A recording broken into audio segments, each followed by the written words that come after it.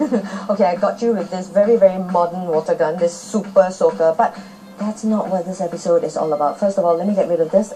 Excuse me. Thank you very much. This episode is all about the forgotten toys from our past, and like a detective of toy puzzles, we're going to be solving some mysteries. Like, for example, was there really a conspiracy theory behind the Tikam Tikam board?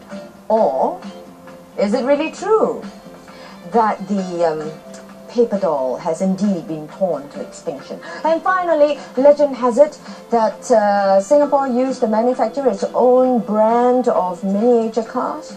True or false? Stay tuned. From kampung huts to skyscrapers, ours is a journey peppered with icons. Things that grew up with us, took us through the good and the bad, memories that lingered and stayed. These are the markers of our growth. These are the mementos that tell our story.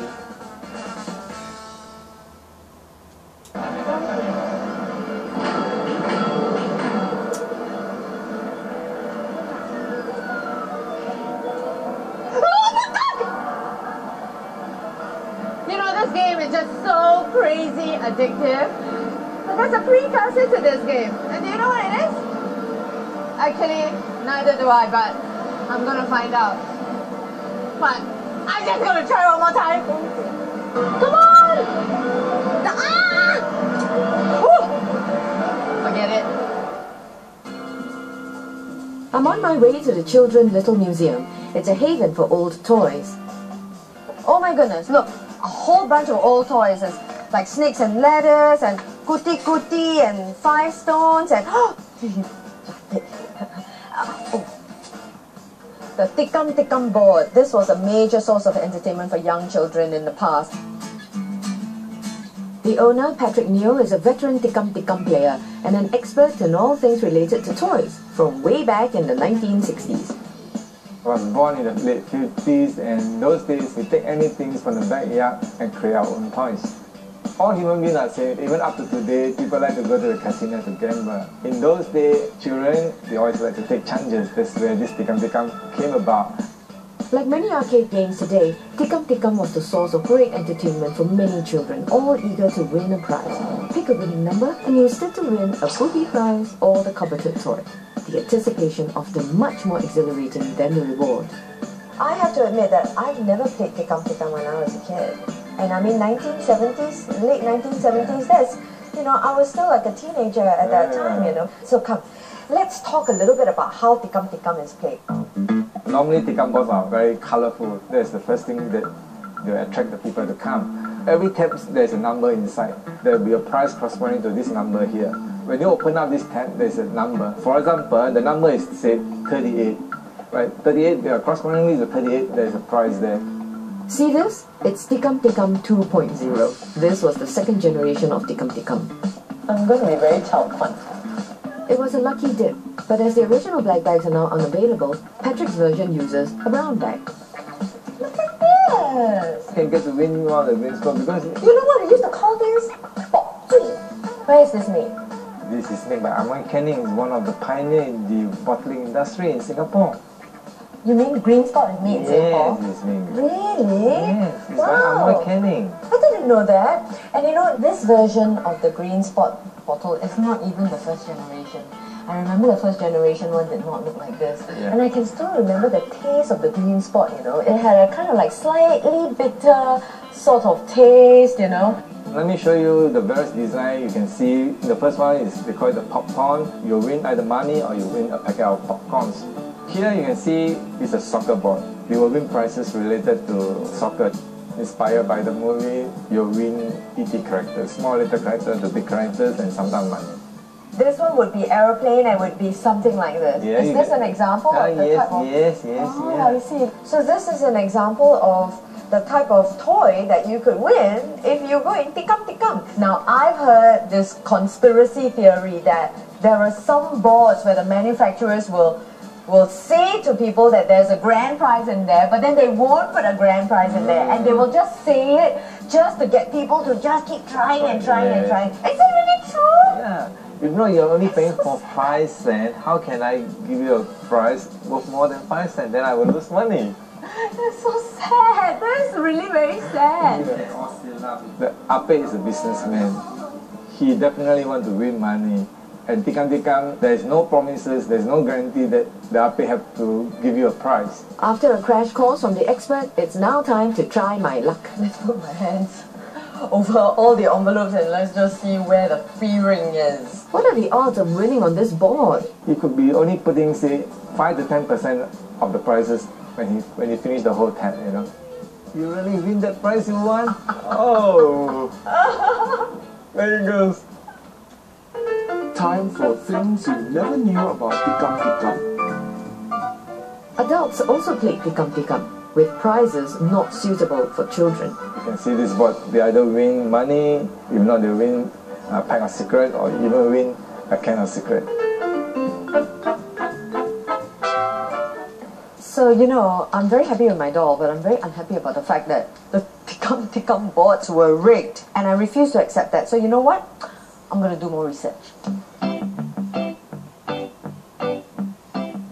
If I am to dig deeper into the mystery, I'll have to find an original Tikam Tikam operator. A good place to start would be in the old estate of Mei Ling Street in Queenstown.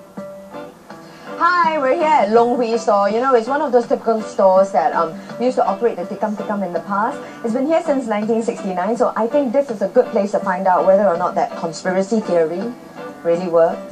You could say this is the next generation of Tikam Tikam. With these coin slot machines, you can get all sorts of cool stuff. Just insert a coin and you can win action figures, rubber balls, keychains, packed in these little plastic capsules. What did I get? Oh, so cute! Look! Hello, Lao Ban. Hello. Neighborhood bookstores like Long Hui were often our default toy shops too. They weren't as glamorous as our department stores, but they captivated us nonetheless. 1968年就开始了，但是那时候很少人了，还没有什么人来住，那巴萨还没有。So 老板啊，我问你哈，我听到，我听到，我不知道是真的还是假的哈。我听到以前的Tikam Tikam啊，有些Tikam Tikam是没有人可以赢的嘞。不会啊，真的吗？不会啊。他们在贴上去的时候呢，可能漏掉，有些他装那个号码装不好，没有装到那个号码在里面，所以他们产生一种误会。如果每个都给他们中的话，我们就输了嘛。You know what? I believe him lah. I'm glad the conspiracy theory isn't true. Or maybe I want to believe it isn't true. I want to believe in a time when children were happy with a figurine or a little spring or a rubber ball. After the break, I put my bargaining skills to the test. How much will you sell this to me for? $100. Oh, what is $100? Are you sure? Come on.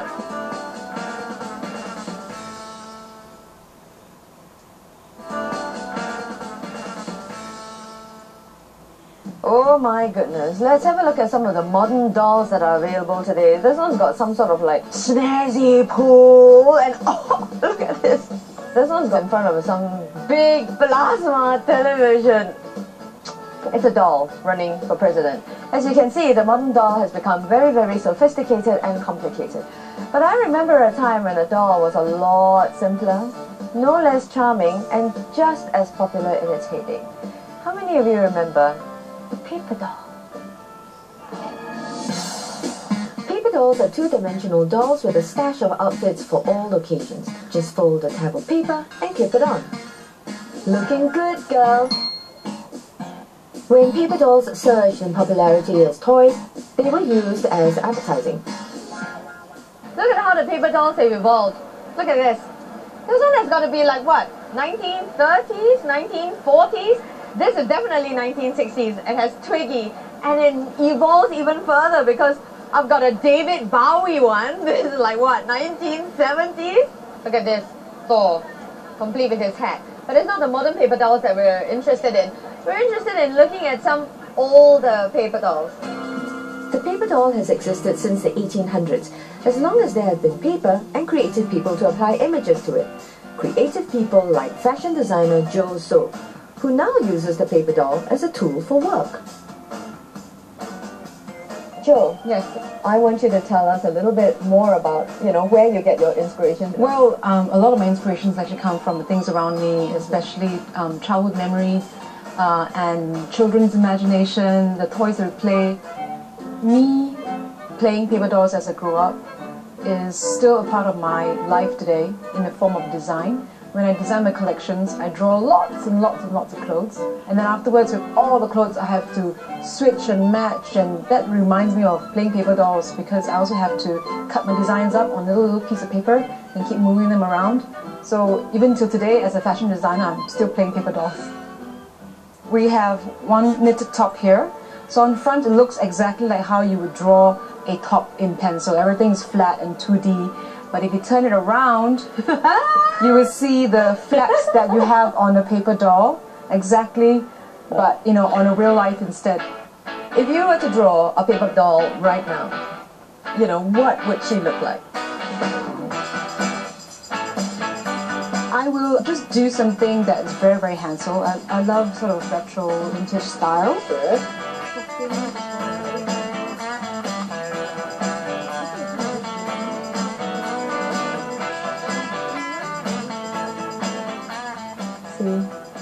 Isn't this fun? Fantastic paper doll. And I end up doing paper dolls for a career, almost, as a career. Thank you so much, Joe. You're welcome. So we've just seen firsthand how a toy helped a little girl called Jo step into the successful career that she enjoys right now. But let's think a little bit more about the paper doll. What are the origins of the paper doll here in Singapore? Time for things you never knew about paper dolls. Paper dolls have a history dating back to the 18th century. It was the British who brought the paper doll to Singapore. During the colonial days, the paper dolls reflected the British sense of style. But later, paper dolls started to reflect the styles of the ethnic groups here. I'm looking forward to getting my hands on these paper dolls again, and Bugis Street seems like a good place to find vintage treasures. Okay, the good old days. I mean, even the name of the shop already sounds really promising. 5 stones. Let's see if I still got the touch, this 5 stone expert. Woohoo!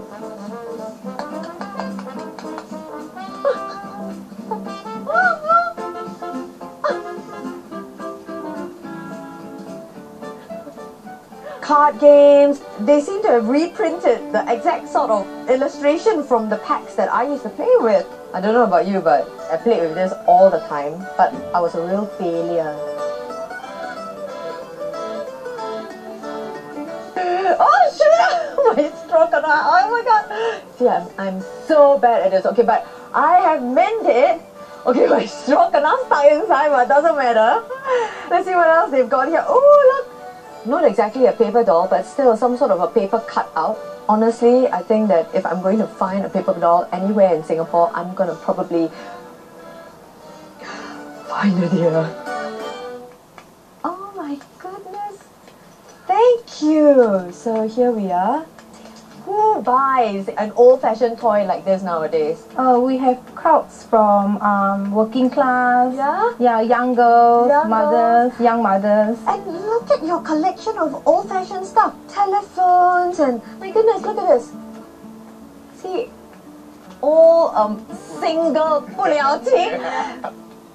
I opened up this shop because we love vintage. I was born in 70s. A lot of those happy moments is during that time. Okay, I know there's a very big fixed price sign up there, but this is Bugis Street, and in the past, right, Bugis Street is where you come and then, you can bargain and bargain, So, how much will you sell this to me for? $100? Oh, what is $100? Are you sure? Come on. Come on, give it to me for cheaper, please. We're gonna do that. Just joking? Yes. Thank you. So honestly, we really want to buy this. How much will you give it to me for? $2. That's a lot more like my budget. I miss my paper dolls. They remind me of a time when everything was so much simpler. No tuition, no computer games. Do you think we're missing something? Do you think life is getting a little too complicated? Boys love their miniature cars. And did you know that a Singapore company once made something similar? Where are they now? Find out after the break.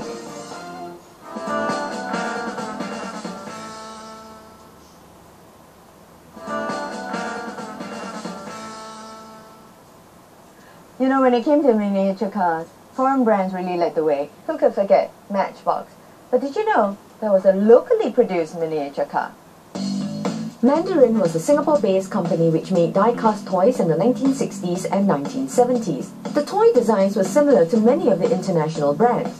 If I would like to buy one of these rare toys today, where would I go? You could buy anything in Orchard Road, but would I be able to find a Mandarin car? I'm looking for one of the oldest specialized toy shops in Singapore. Oh, looky here. So many miniature cars. If I'm looking for the Mandarin, I think this could possibly be the place. Let's cross-check the Orchard store. The Orchard store since 1953. I think we're probably in the right place. Hello? Oh my goodness, this really looks like I'm in the right place. This is Francis, and this is Agnes, and they're the owners of the Orchard store. And look around you, my goodness. I mean, it's definitely a particular type of hobbyist toy. This store was started by my dad in 1953. He come to know some customer which interested in toys. So he slowly started from there importing toys.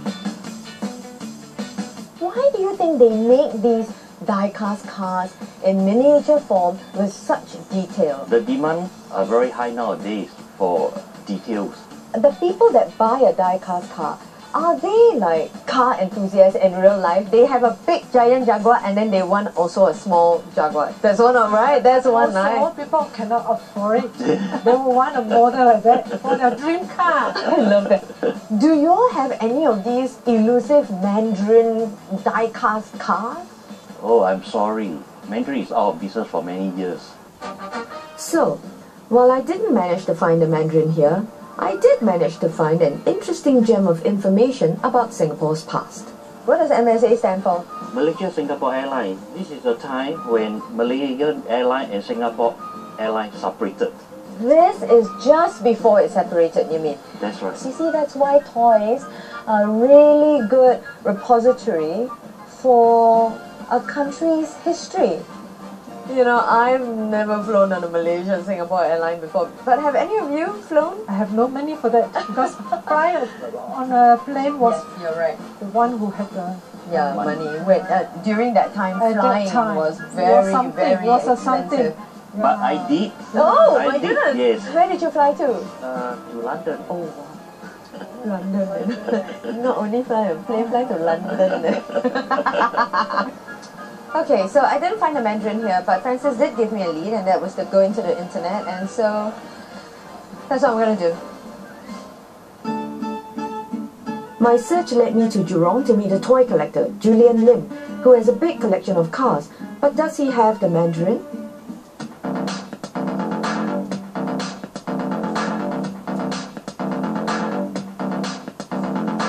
So you see this big smile on my face? It's because we actually found it. We actually found the Mandarins, and this is the man who is responsible for it all. This is Julian, and thank you for having us in your home. It actually started with Play Art first. This is a Play Art brand miniature car. Actually, at that time, she also bought me Tomikas as well. I see. But Mandarin was totally out of the picture. So tell me how the Mandarin, came into the picture. Okay. I actually started seriously collecting toy cars in 1996 or 1998. Okay. One day I actually popped a question to my friend, is there any made in Singapore toy cars? Because I have made in Japan, made in Hong Kong, everywhere, but there's no made in Singapore. So he actually told me that there's Mandarin toys. I got interested and I started to search in the internet. Okay. And I actually got them through online auctions. Mandarin cars were manufactured in the late 1960s. From a factory in Toa Payoh, Singapore started to make small steps into the international toy scene. If I'm not wrong, they are actually meant for export, but for domestic market, they are not that popular comparing to Matchbox or Tomikas. Most of the current toys today are actually made in China, made in Vietnam or wherever to keep the production costs down.